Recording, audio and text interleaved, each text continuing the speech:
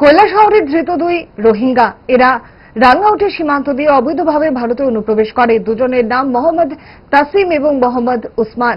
Police জানায় সীমান্ত এলাকার রাঙ্গাউটি দিয়ে তারা বাংলাদেশ থেকে ভারতে প্রবেশ করে। সেখান থেকে একটি অটো গাড়িতে চেপে কৈলাসহরের পশ্চিম বাজার গোবিন্দপুর হয়ে বহিরাজ্যে পাড়ি দেওয়ার চেষ্টা করছিল এরা দুজন।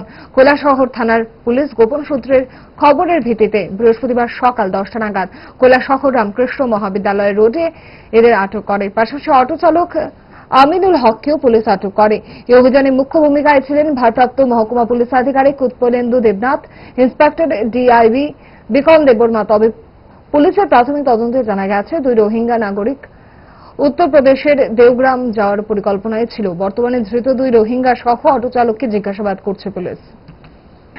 আজকে সকালে আমাদের কাছে একটা গোপন সূত্রের খবর আসে যে আমাদের ইন্ডিয়াতে দুইজন রোহিঙ্গা অবৈধভাবে অনুপ্রবেশ করে এবং তারপরেই আমরা আমাদের যে ইন্টেল আছে বা সোর্স আছে আমরা ওনাদেরকে ট্রেস করার জন্য লাগিয়ে দিই এবং সকাল 8:30-9টার দিকে আমরা কৈলাসহরে কলেজ রোডের এখানে আমরা ওনাদেরকে ধরতে সক্ষম হই।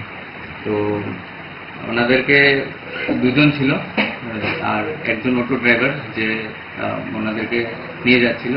তো we are able to detain 3 of them and now they are in the custody of Kailasahar police and our other legal procedures will be followed up very soon.